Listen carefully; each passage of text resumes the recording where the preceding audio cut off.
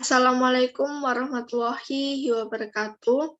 Sebelumnya, perkenalkan nama saya Reni Aditya Santi dengan NIM 2021-12146 dari kelas akuntansi 2D. Di sini saya akan mempresentasikan hasil tugas saya, yaitu tugas Sistem Informasi Manajemen. Kasus isu sosial dan etika dalam sistem informasi.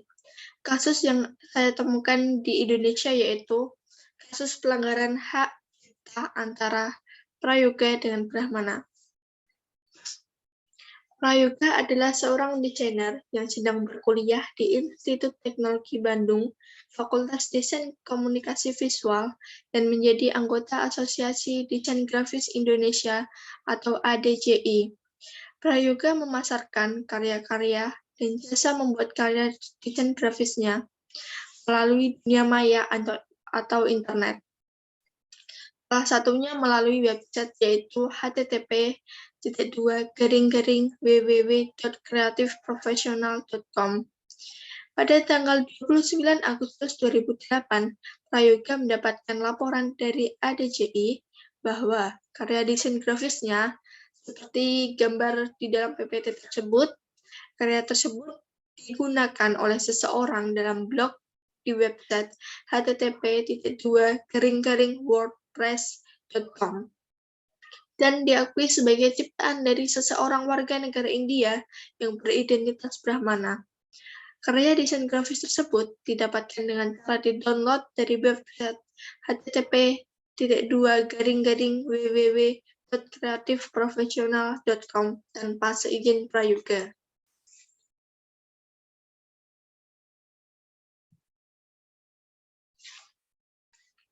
Dimensi moral.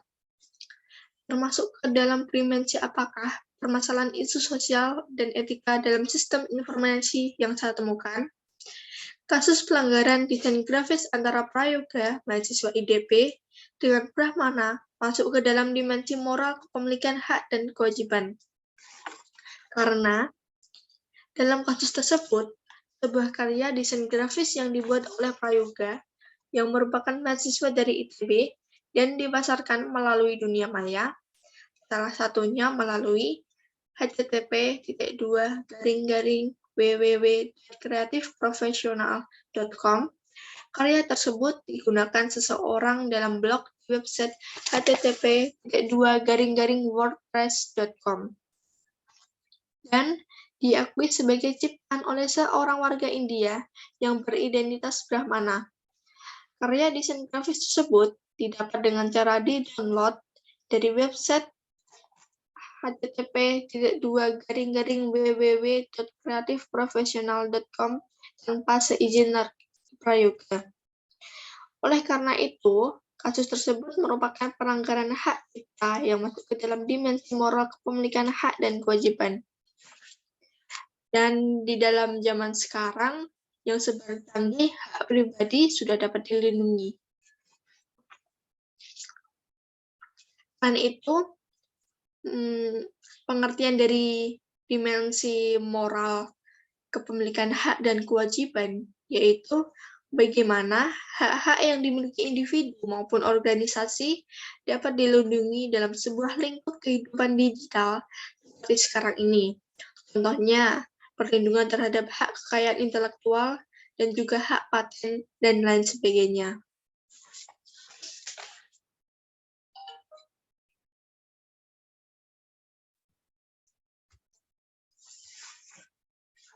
Peraturan di Indonesia yang melindungi hak-hak korban dari kasus Prayoga dengan Brahmana yaitu yang pertama,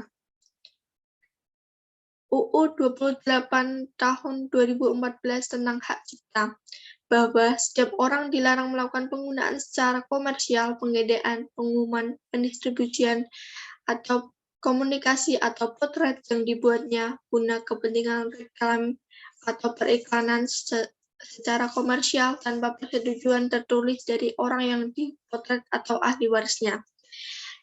Sedangkan di tingkat internasional Indonesia Yang pertama, Indonesia telah meratifikasi Berne Convention for the Protection of Artistic and Literary Works atau Konvensi Bern tentang perlindungan karya seni dan sastra melalui keputusan Presiden nomor 18 tahun 1997 dan World Intellectual Property Organization Copyright Treaty atau Perjanjian Hak Cipta WIPO yang selanjutnya disebut WCT melalui keputusan Presiden nomor 19 tahun 1997 serta World Intellectual Property Organization Performance and Phonograms Treaty atau Perjanjian Karya-karya Pertunjukan dan Karya-karya Fonogram WIPO yang selanjutnya disebut WPPT melalui keputusan Presiden nomor 74 tahun 2004.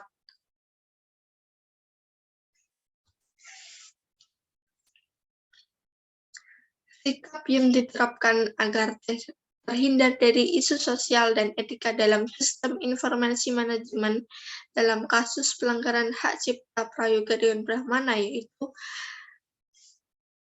yang pertama, mengajukan permintaan izin secara tertulis dari pemegang hak cipta berisi informasi spesifik tentang karya yang akan digunakan dan mendapatkan izin pemegang hak cipta. Yang kedua, menghindari penggunaan sebuah karya desain grafis tanpa izin. Dan yang ketiga, membuat karya desain grafis sendiri untuk mencegah pelanggaran hak cipta. Sekian presentasi yang sudah saya lakukan. Sebelumnya, saya minta maaf kalau ada kesalahan kata maupun ucapan yang sudah saya ucapkan. Sekian, terima kasih. Wassalamualaikum warahmatullahi wabarakatuh.